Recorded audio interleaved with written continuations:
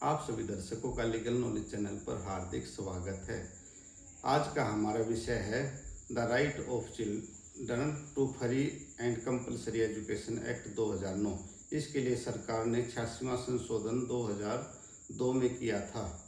संविधान की धारा 45 के अनुसार इसे राज्य निर्देशक सिद्धांत बनाया गया था और संविधान की धारा 51A के तहत इसे मौलिक कर्तव्य बनाया गया और संविधान की धारा 21A के तहत इसे मौलिक अधिकार बनाया गया।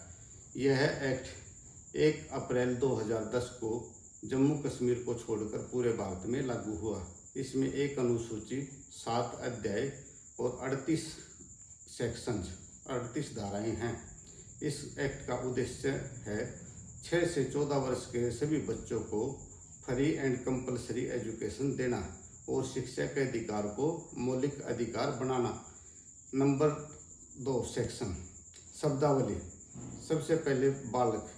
बालक शब्द का अर्थ है 6 से 14 वर्ष तक के सभी बच्चे।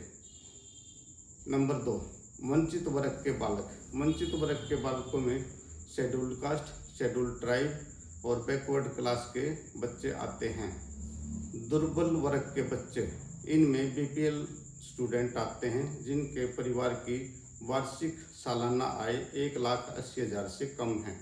लोकल अथॉरिटीज, इसमें ग्राम पंचायत, ग्राम परिषद, जिला परिषद और नगर निगम के सदस्य आते हैं। माता पिता, इसमें प्राकृतिक माता पिता, सौतेले माता पिता, दत्तक माता पिता और संरक्षक आते हैं। आंगनवाड़ी केंद्र, आंगनवाड़ी केंद्रों पर 3 वर्ष से 6 वर्ष तक के बच्चों को शिक्षा प्रदान की जाती है। विद्यालय, विद्यालय का अर्थ है केवल मान्यता प्राप्त विद्यालय। सेक्शन 3, सेक्शन 3 के अनुसार 6 से 14 वर्ष तक के सभी बच्चों का मौलिक अधिकार है शिक्षा ग्रहण करना, शिक्षा प्राप्त करना।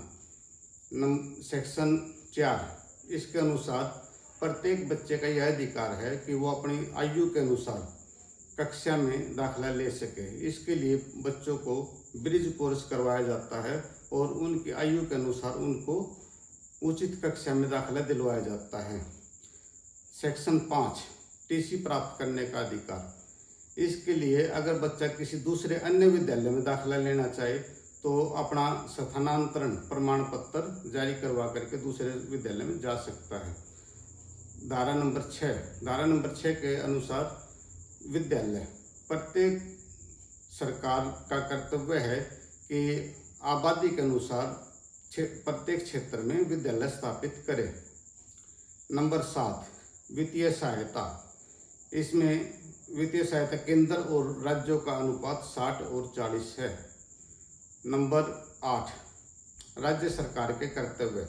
राज्य सरकार का कर्तव्य है कि आबादी के अनुसार प्रत्येक क्षेत्र में विद्यालय स्थापित करे, उन विद्यालयों में सारी सुविधाएं उपलब्ध करवाए, टीचरों की भर्ती करे, टीचरों को ट्रेनिंग दे और सभी बच्चों को मुफ्त किताबें, वर्दी और स्कूल बैग उपलब्ध करवाएं।